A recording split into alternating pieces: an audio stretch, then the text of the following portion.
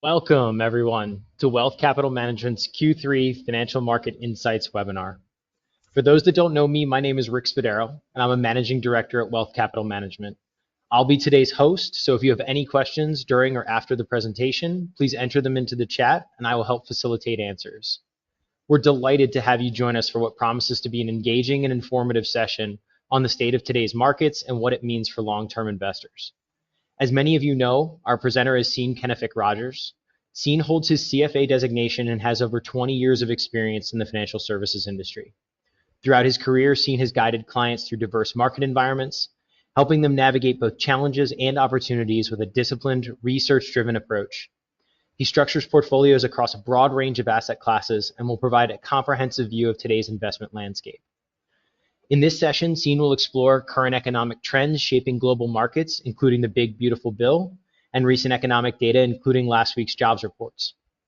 Insights into major asset classes from equities and bonds to alternative investments, and strategies for long-term success grounded in fundamental analysis and prudent risk management.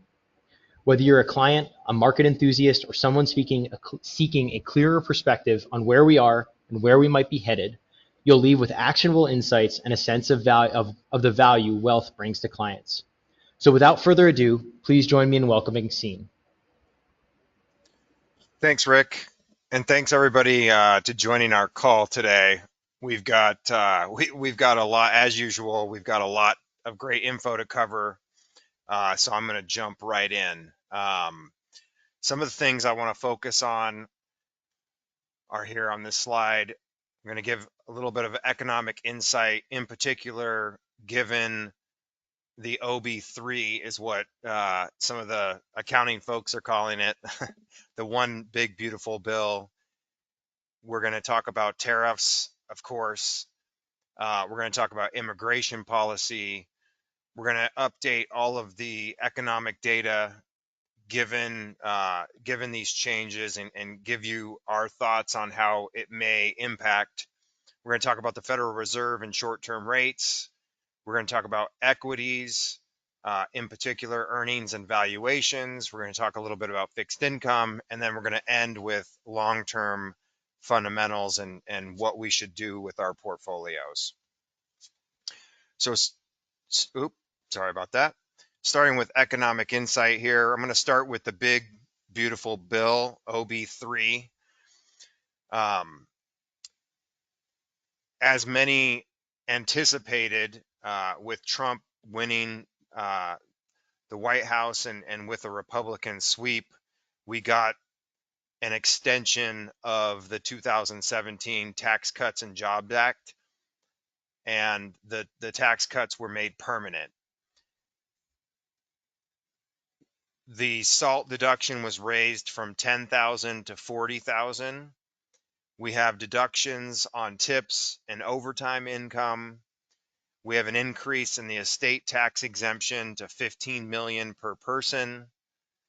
We had significant spending cuts for Medicaid and SNAP. We had some rollbacks of the Inflation Reduction Act.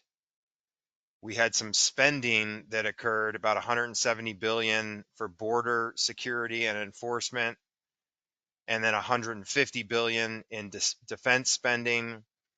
And lastly, we had a debt ceiling increase to $5 trillion, of $5 trillion.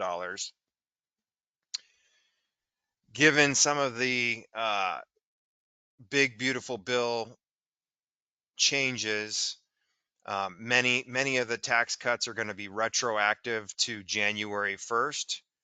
So we should see some small benefits, some small stimulative benefits that occur over the second half of 2025 in reduced tax withholdings.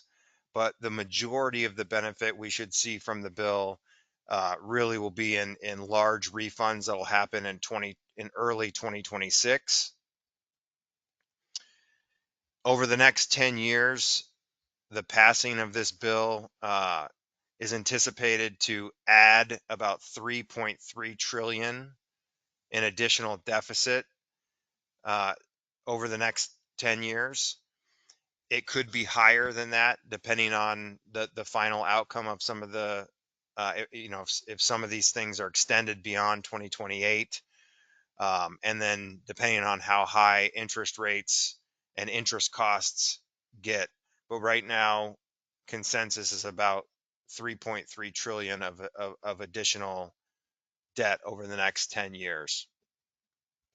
Corporate profits should have a little bit of a boost, especially early in 2026 when we have some of those tax benefits.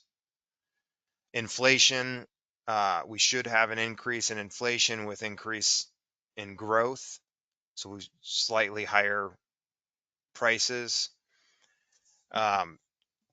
Jobs potentially are going to be lower job or labor supply, could increase the cost of labor. And then finally, rates, given higher growth and slightly higher inflation, we could see the Fed on hold or possibly moving at a slower pace, all else being equal. So that's the first piece here.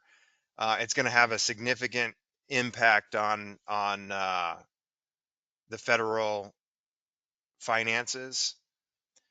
So we already had an idea that these tax the 2017 Tax Cuts and Jobs Act was going to get made permanent.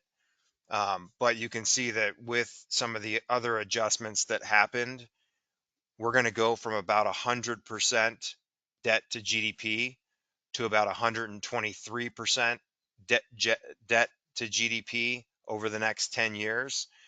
That's going to test some of the assumptions that we have, and it's going to test whether or not the U.S. can borrow that much money.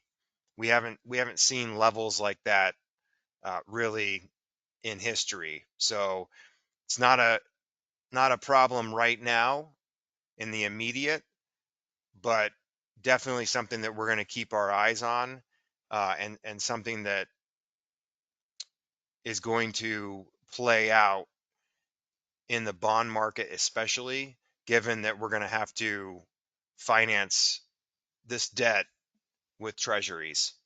So definitely something we need to keep an eye on.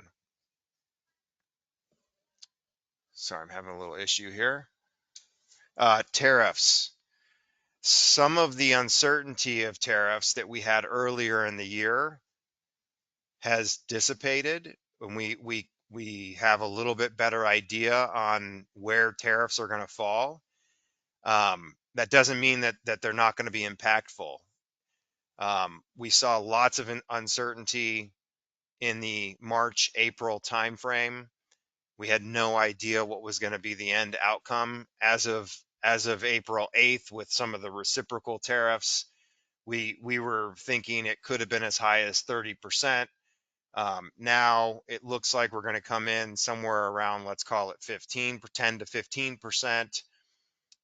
When we look at where we were in 2024 compared to where we're going to be in 2025 at 10 to 15%, it's a significant increase in tariffs. So it's definitely going to have some impact to the U.S. economy and to the global economy.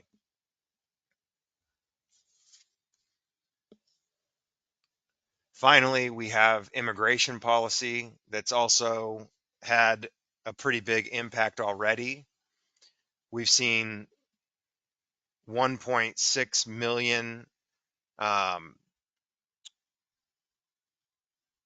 We've seen a drop in growth in the labor force by 1.6 million over the past 4 months.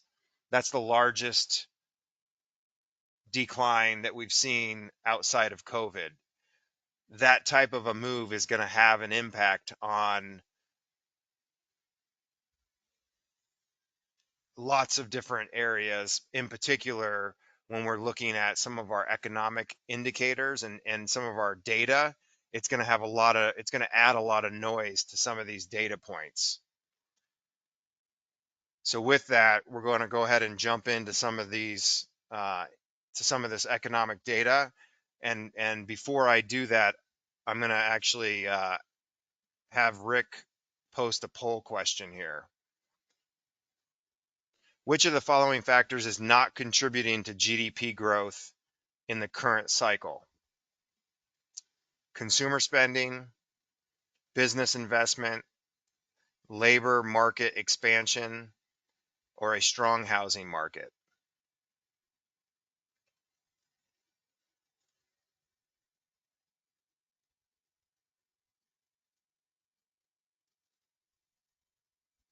We'll give everybody a couple of minutes to chime in here. I think we've got most everybody.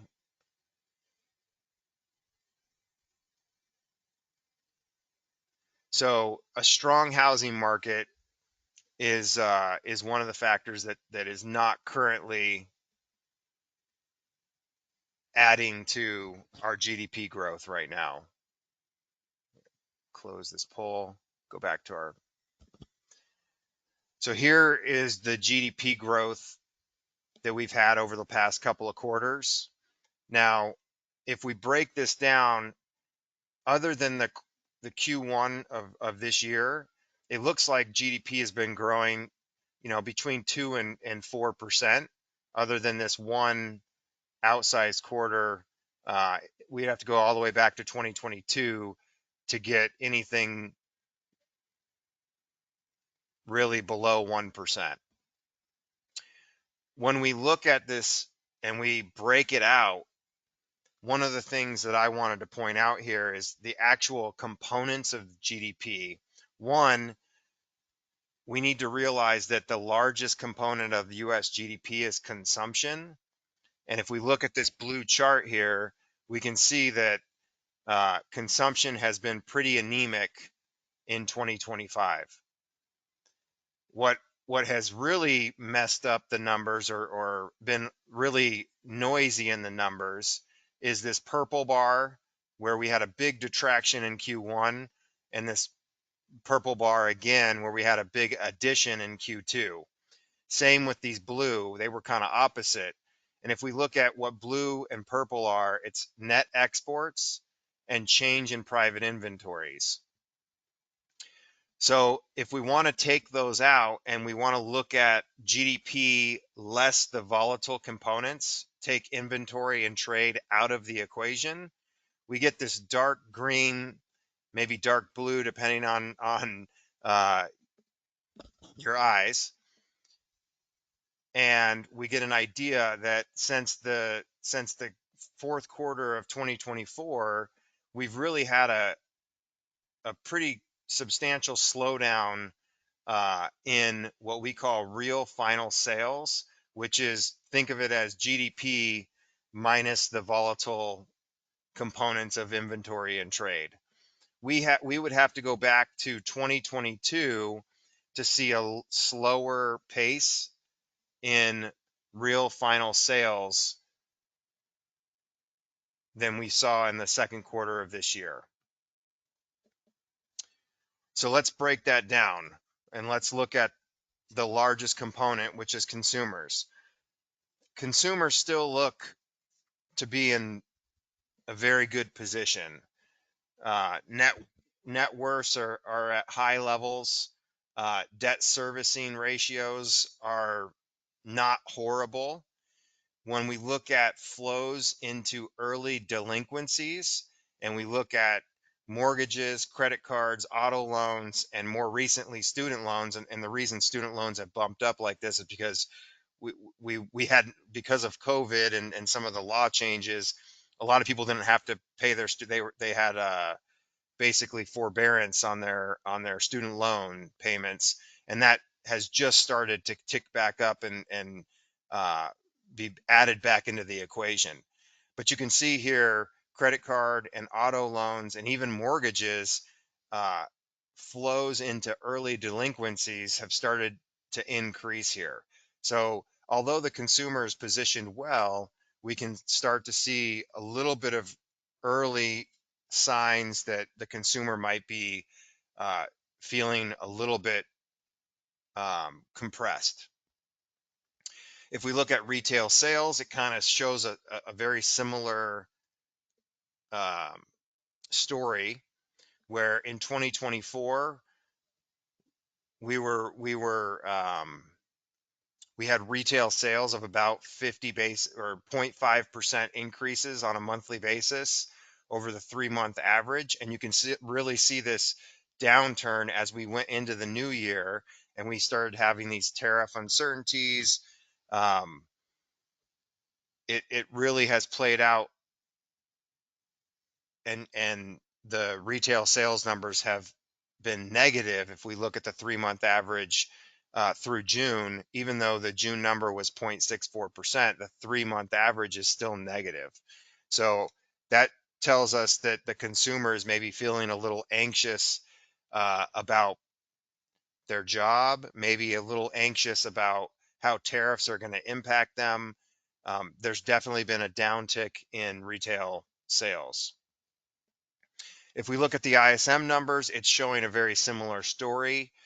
We have a downtick in 2025 for both manufacturing and non-manufacturing numbers. The JOLTS, job openings and labor turnover survey, uh, at the height of our job openings, we had 12 million job openings. We're now down to 7.4 million job openings, and much more in line with pre-COVID numbers versus post-COVID numbers. So we had a real big dislocation in the jobs market. We're getting to a more normal jobs market now that we've had several years of getting through some of the COVID dislocations that we had in the jobs market. Same story with quits and hires. We're seeing a much more in line with pre-COVID numbers.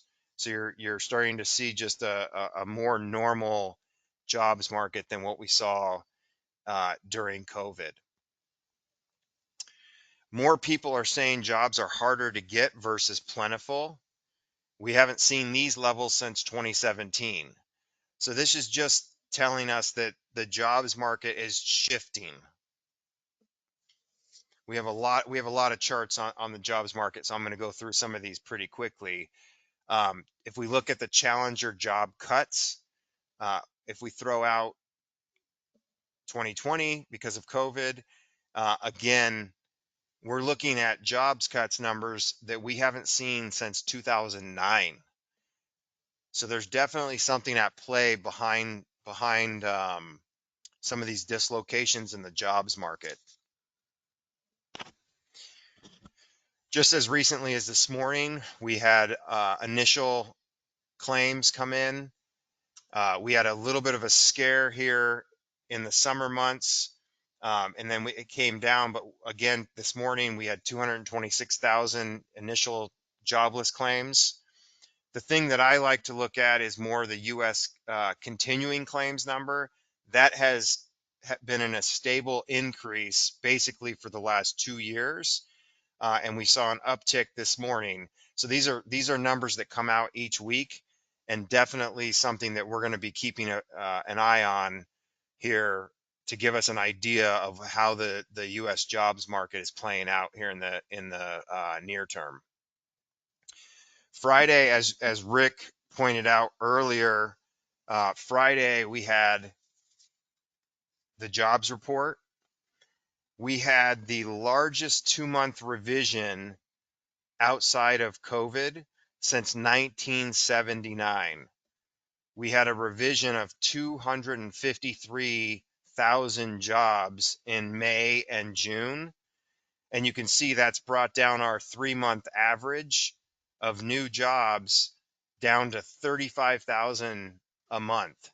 And you can really see individual monthly jobs numbers, they get revised. They're very, there's a lot of noise. But when you start to look at 3-month trends and then you put together a 3-month trend chart, you can see there's a very easy to see trend here, in that job creation has come way down over the last 6 months. Unemployment has not really changed all that much. We're still right around where we have been, right around 4.2%. Now, one of the reasons we think that the unemployment rate might be deceiving is that labor force participation has come down pretty significantly over the last 4 months. In fact, at 62.2% for the labor force participation that we just had reported, that's the lowest level that we've seen since early 2022. What that does is it artificially lowers, we have both demand and supply for jobs decreasing. If we would have kept that labor force participation rate in line with where it was in April, and we would have had the unemployment numbers that we had, we would be looking at a 4.9% unemployment rate, not a 4.25% unemployment rate. So those participation numbers are very important. And one of the biggest drivers of that participation number has been our immigration stance. We've had a lot of job participants that have had to leave the market because of our immigration stance. We, for the last 20 years, we've had 1 million people added to the U.S. economy that were immigrants. That pace has dropped to about 250,000, maybe even a little less than 250,000. That's going to have a big impact on our jobs numbers going forward and our economy going forward. Now, with both the supply of labor and the demand for labor coming down at the same time, you haven't had a big change in wage growth. We're ticking along right around 4%, which is what we've seen over the last, call it 2 years. Even when we look at the monthly numbers or the 3-month average, we're still ticking along right around that 4% number, which is outpacing inflation at its current trajectory. But definitely something that we believe there's a lot of noise within these numbers, because we've got both demand and supply coming down at the same time, which is having offsetting impacts to our wage numbers. Headline and core inflation has been coming down. After COVID, we saw transitory inflation. The Fed definitely missed the mark and had interest rates much too low. We saw 9%. We saw a bump of inflation to 9% really quickly.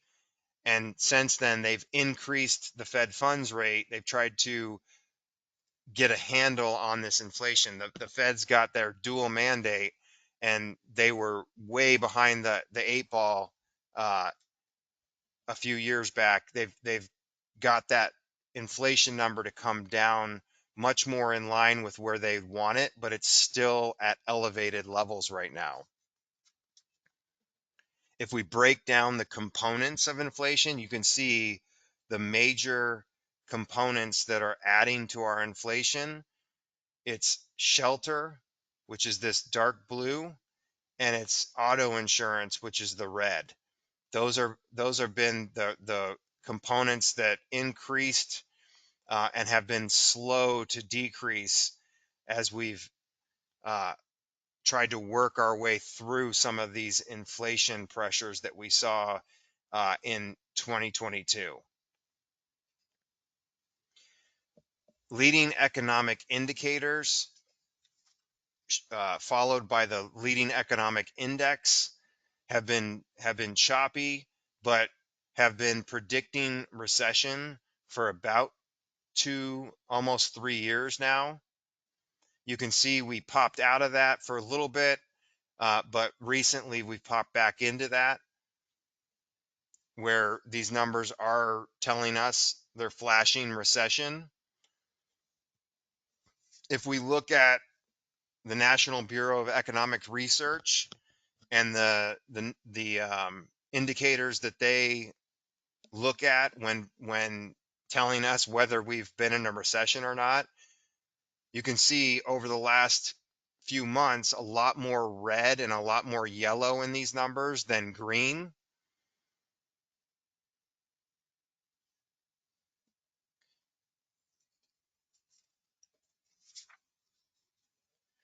If we look at history to give us an idea of where these indicators are telling us we're going, it's not quite at recessionary levels, but it's not as good as maybe the stock market is telling us. We are definitely slowing down from an economic perspective in 2025. The bond market is telling us that a recession is maybe not imminent, but when the 10-year minus the 30-year is inverted, it typically has predicted a recession within the next 2 years. Now we've been inverted. We started our first inversion in October of 22, and it got very inverted, meaning the 3-month was higher than the 10-year. Recently, we came out of that, and then even more recently, we've gone back into where the 3-month is higher than the 10-year, which has historically been a precursor to recession.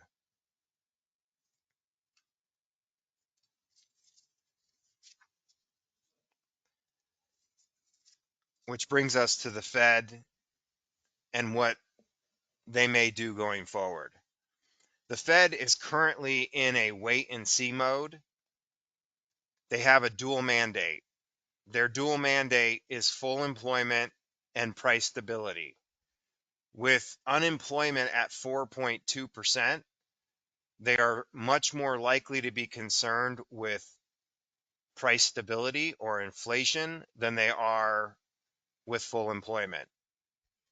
They haven't had to worry about full employment for a long time now.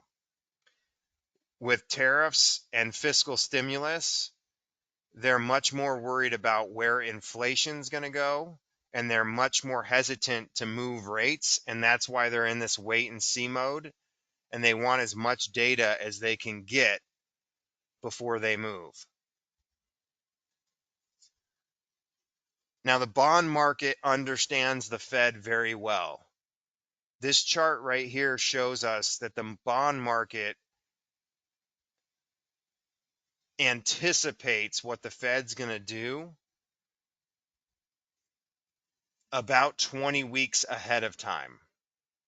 So this is what this chart is showing us is it's showing us the effective Fed funds rate against the 2-year treasury rate moved forward or advanced 20 weeks.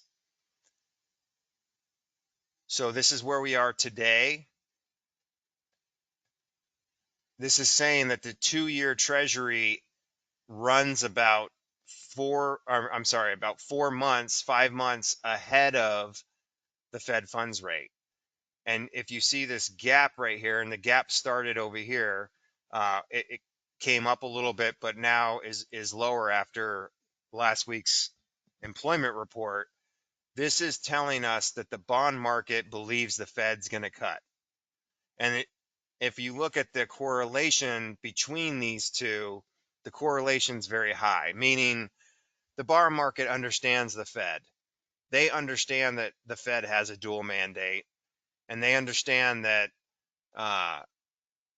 currently the Fed is at restrictive rates, and it's very likely that the Fed is going to cut uh, probably in September. In fact, the market is telling us, and this slide is a little bit out of date because it was before the employment. Well, it was before the full impacts of the employment report. But the bond market is currently pricing in about an 88% chance of a rate cut in September, given where we are uh, with interest rates. So before I move on to equities, earnings, and valuations, we're going to have our next poll question. So Rick, if you want to go ahead and post that poll question for us. Okay, here we go. Which asset class does everybody think delivered the strongest performance so far in 2025? We'll give a couple of minutes to answer that. Looks like we have some informed folks here on the line,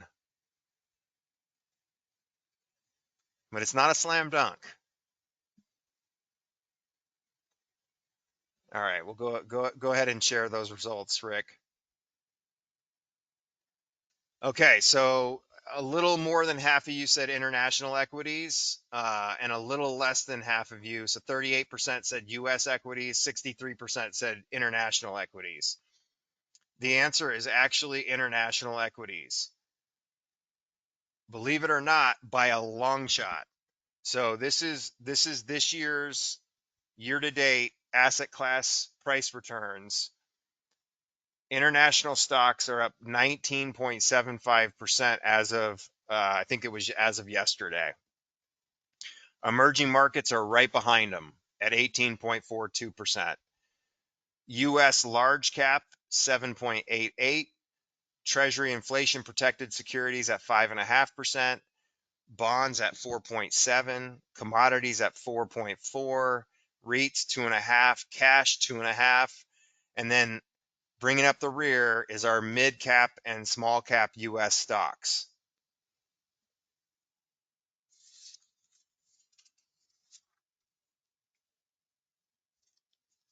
We'll kind of come back to some of that here in a minute.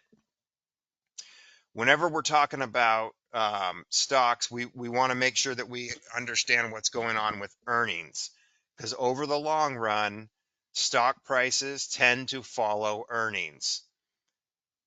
Earnings still look very strong, and the consensus is that by in 2026 and 2027 we should have double digit, we're talking 14% forecast for 2026 earnings and 12% for 2027 earnings. Profit margins are also very strong. You can see after the dot-com bust, we've had profit margins go from about 8% all the way up to 13.5%. It's been choppy, but over that 20-year period of time, profit margins have steadily increased over time. But when we dive into these numbers, you quickly realize that this is a story about haves and have-nots. So let's take a look. If we look at the S&P 493, so we take the Mag 7 out, you can see that the S&P 500, excluding the Magnificent Seven, is expected to deliver 2 to 3% net income growth, earnings growth for Q2, Q3, and Q4. That's lower than inflation, meaning most of the market is barely growing in real terms.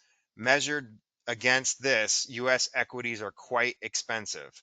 And you can see here that consensus estimates most of the earnings growth is coming from the Mag 7. The Mag 7 also is very concentrated. The market cap of the Mag 7 versus the market cap of the bottom 433 stocks. We put this together so you could see the Mag 7 has the equivalent market cap to the bottom 433 companies. And that's the S&P 500. That doesn't even go into mid cap or small cap. We are in a very concentrated position right now, and that's neither a good thing or a bad thing. It's just something that we need to be aware of. When we look at the S&P 500, we need to understand that it's really a story of the top 10 companies and the rest of the companies. So if we look at the S&P 500 and we look at the price to earnings multiple, it's right around 22. But if you look at the top 10 companies, it's closer to 29, where our average has been around 21. So we're at about 139% elevated from a PE standpoint for those top 10 companies. If we look at market cap, the top 10 companies, we looked at that in the previous slide, 39% market cap for the top 10 companies. If we look at earnings, 32.7% of earnings are coming from the top 10 companies.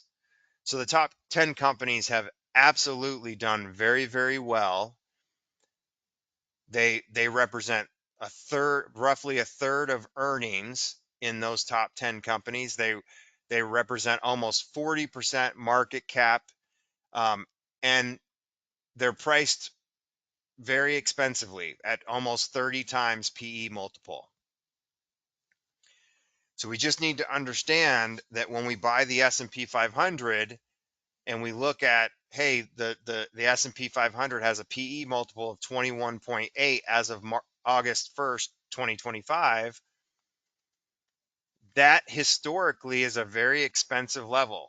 So we just have here forward PE ratios of the S&P 500.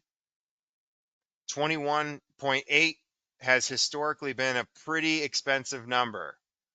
If we want to look at maybe some different types of valuation metrics and look at their levels currently versus their 30-year average, it doesn't really matter how you dice it. If you look at the CAPE ratio, if you look at the dividend yield or the earnings spread, they're all telling us exactly the same thing. The S&P 500 is expensive, and if you dive down, the top 10 names are extremely expensive at these levels. Just viewed maybe a little bit different way, if we look at large cap versus mid cap versus small cap, you can see if we go back to the 2000s, we had a gap in earnings for these large cap companies. Well, when we had an equity, when we had a valuation reset after the tech boom, you could see all three of these for a long period of time. They're pretty close. Their valuations are all very similar. In fact, in the 2000s, large cap, this teal line here, was the lower of the three. And for a long period of time, for almost 20 years, there was a premium valuation in small and mid caps. And recently, really starting after COVID, there's been this premium that investors have been willing to pay for these larger companies. And like I showed before, if we really dive into this, we could see that those top 10 companies are up here close to 30 up here, whereas the index overall is at 22.1. But if we dive in, those top 10 companies, the companies everyone knows, Facebook, Alphabet, Microsoft, Tesla, I'm missing some of them, but you guys, Amazon, We know all these large company, Apple, we know these companies. They're priced very, very expensively right now. Investors have preferred those companies because they've done extraordinarily well over the last 10, 15 years. The other reason that they've done well is we've had this AI led secular tailwind. These top 10 companies have been extraordinarily profitable. Rates increasing over the last couple of years have not hurt these large cap names as much as they've hurt the small and mid cap names. And then liquidity flows, both institutionally and from retail investors, have favored these large cap ETFs, which have by default favored these large cap names. Because when you're buying a market cap weighted ETF, when you're putting $100 into it every month, you're buying, you're buying 40%, of your $100, $40 ish is going into those top 10 names. So there's been this shift, this investor preference. Again, not good, not bad. In fact, if you've been overly weighted towards the S&P 500 over the last 10 years, you've done extraordinarily well. You're looking at, like 14% annualized returns over the last 10 years. What we challenge you to do right now is to look at these valuations, and over the short run, these valuations don't tell us much. This is a scatter plot of forward PE and 1 year forward returns. Having a high PE and looking at the next 12 months return doesn't really tell us much. However, if we look at forward PE and we look at 10-year, 5-year or 10-year forward returns, now we have a much more clear picture of what to expect. Higher valuations tend to give us lower future returns. If we were to look at what Wealth's long-term capital markets assumptions are,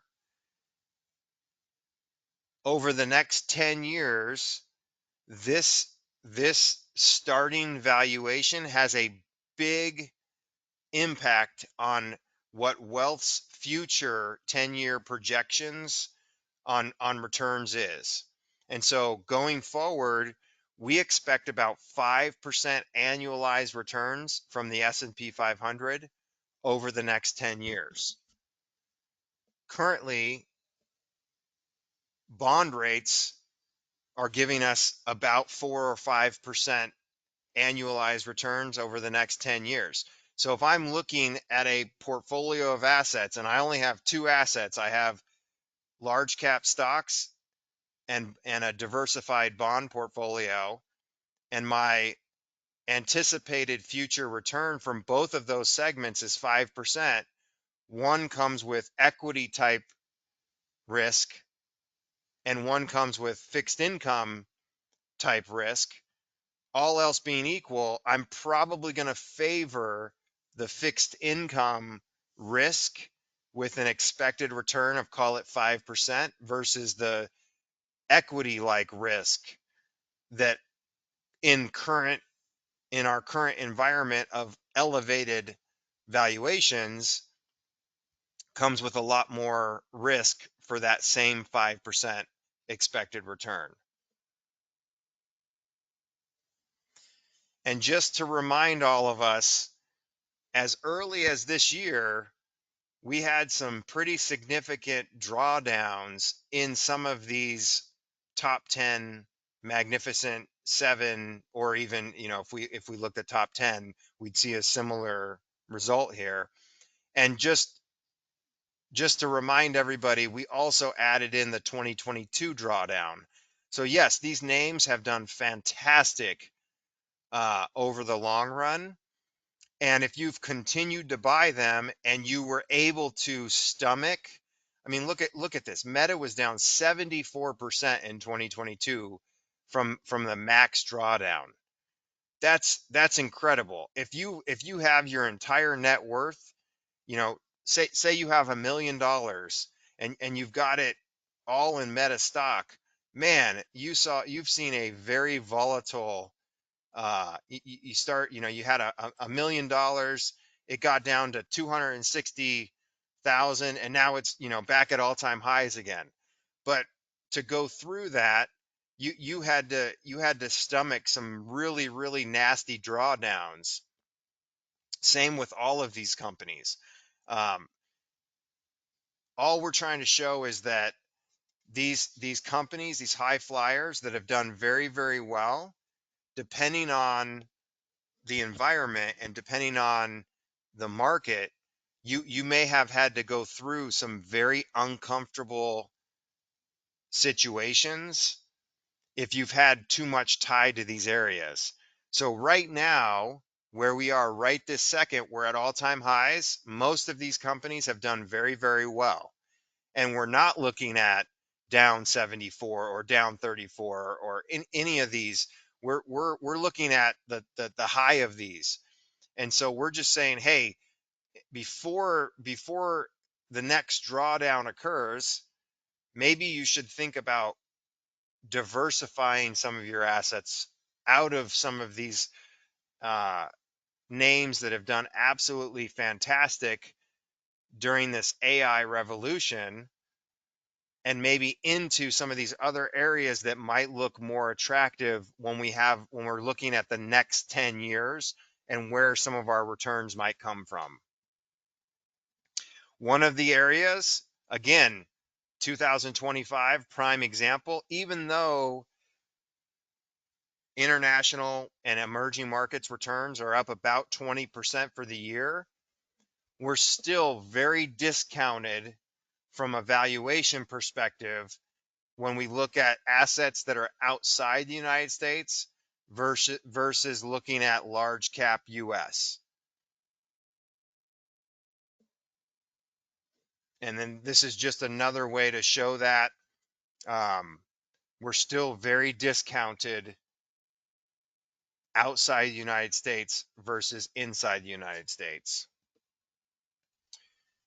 Fixed income, if you're getting close to retirement, you're going to need a big chunk of your assets in fixed income. If you're in retirement, you're going to need a big chunk of your assets in fixed income. Right now, fixed income is giving us a much better yield than it was a few years back. This is the last 15 years of yield difference. You can see our current levels compared to the 15-year median. Most of these areas, most of these fixed income asset classes are at elevated yield levels. Said another way, fixed income is giving us a pretty good yield, starting yield.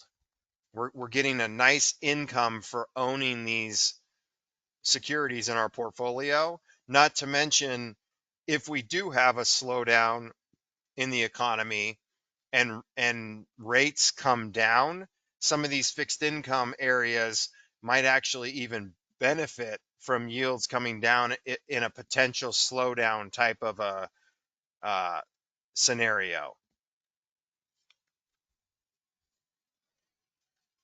Here's I alluded to this earlier with our long-term capital markets assumptions.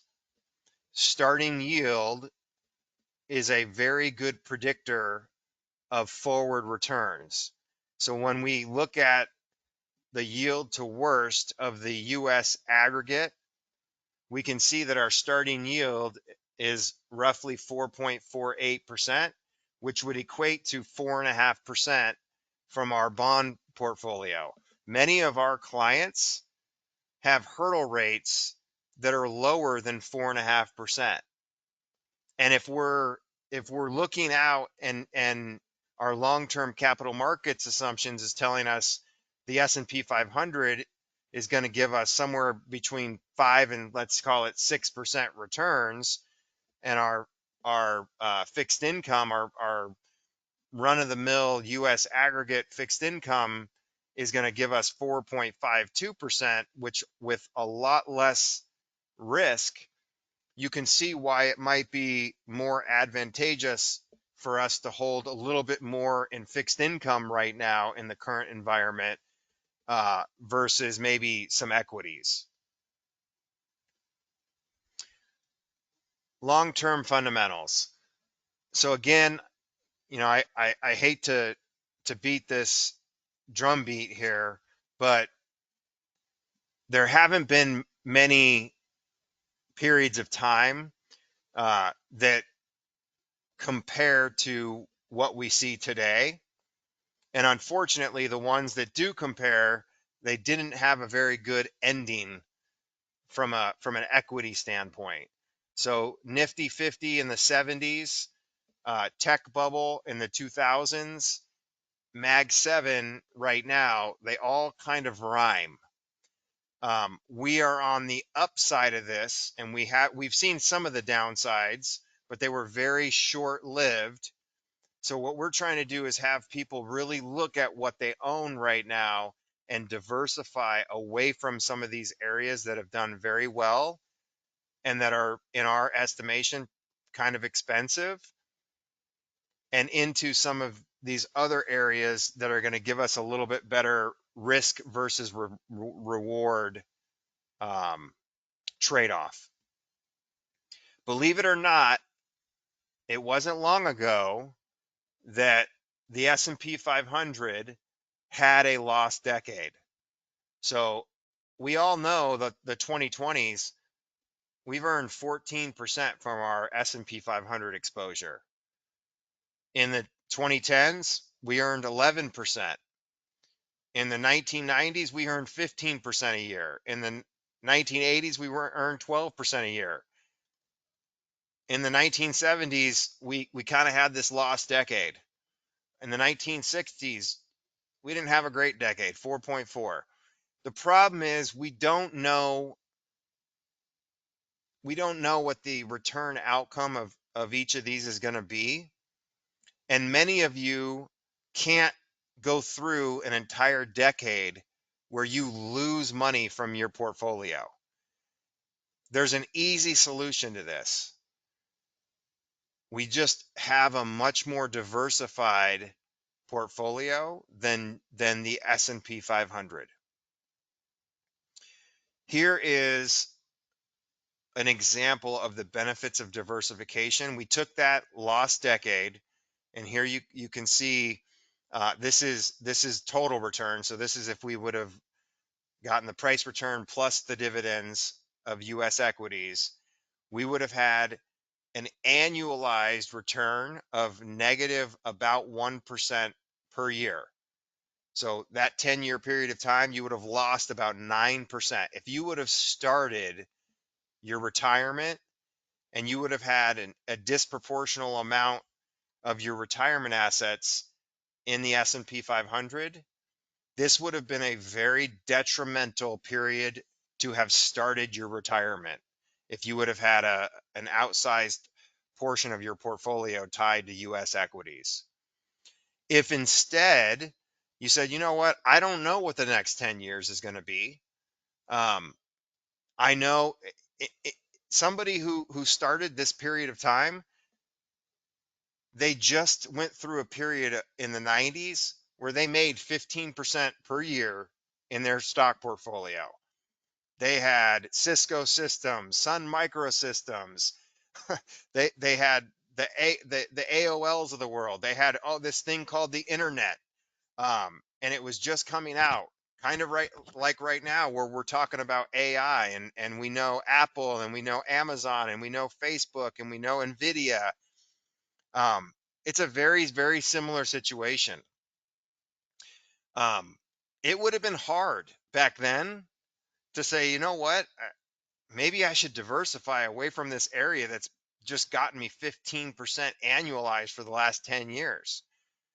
But if you didn't, you would have really been looking at a period of time that would have been detrimental to starting your retirement if you would have had an outsized portion of your portfolio tied to US equities versus, hey, what if I would have 25% in US equities, 20% in international equities, 10% in emerging markets, 35% in boring old bonds, and 10% in real estate. If you would have had that portfolio in this lost decade, you would have earned 5%. That is much more palatable when you're starting retirement than looking at a big chunk of your portfolio that loses a percent a year for 10 years. This is probably not going to change your outcome if you have a portfolio like this starting retirement. Whereas if you've got an outsized portion of your portfolio exposed to this, you might have to make some changes in retirement. Retirement might need to not look like you thought it was. Whereas if you had the diversified portfolio, maybe your retirement didn't change at all. So these are types of things that we're trying to talk to clients about, so they don't put any unnecessary risk on the table. And look, if you're trying to get higher returns, you've got to take more risk. Risk is what you have to be exposed to in order to expect higher rates of return. This is the S&P 500. This is the annual returns, and it shows what the intra-year drawdowns have been. The intra-year drawdowns have averaged about 14% over this period of time, meaning each and every year you're expecting to have this massive drawdown. In this year, we're up. In fact, if I were to update the numbers, it's more like 7%, maybe even 8%, close to 8%. We had to go through a 19% pullback earlier this year during the tariff uncertainty. And we had to hold and not do anything to make sure that we've enjoyed now being up 6-7% for the year in US stocks. So it takes some exposure to some nastiness in order to benefit from these long-term returns. The other thing is, the more risk you take over the long run, the higher you have been historically rewarded. So small cap stocks have the most risk over this 30-year time horizon. You've been paid the highest by owning small cap stocks and taking the most risk. Large caps the next, and you've been rewarded, but you've had to go through very volatile periods over a 30-year time horizon. Yes, you've been paid the most, taking the most risk. But when you're getting closer to retirement, you don't have the luxury of having a 30-year time horizon before you might need some of your portfolio. And that's where some of these other areas tend to give us much better risk versus reward for shorter time horizons. It's imperative that we match our horizon with our risk tolerance. If we look at a 1-year time horizon, I would tell you, if you have a 1-year time horizon before you need to use money, it should not be exposed to stocks. It probably should not be even exposed to bonds or a diversified portfolio. The outcomes are too they're too there's too much dispersion in the outcomes. The best year for stocks, 52%. The worst year for stocks, negative 37%. The best year for bonds, 33%. The worst year, negative 13. When we're investing for our clients, we want to put the odds in our favor.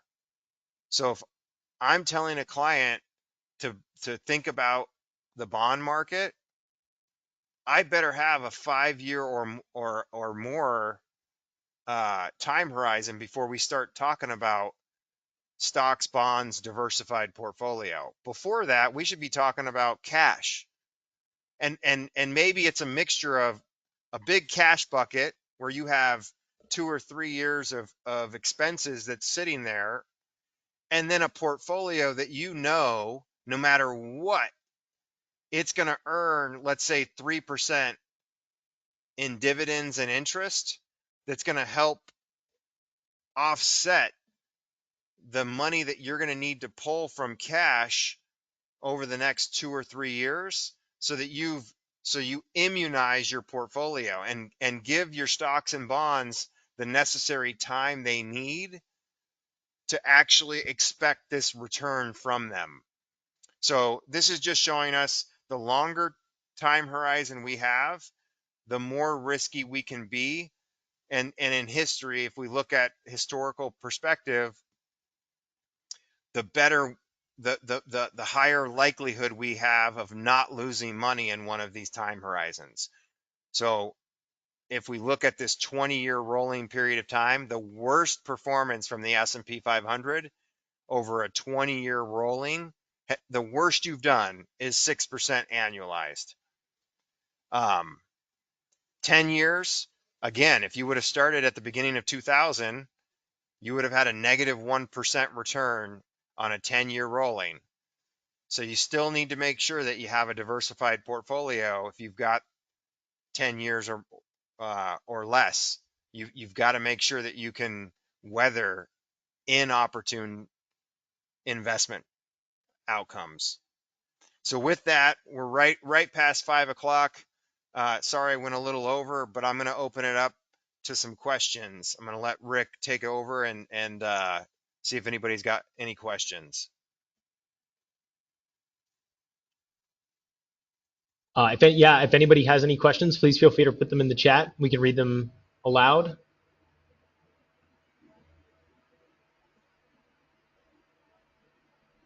If not, I'll give my thank you to everybody for joining. I found this to be particularly enlightening.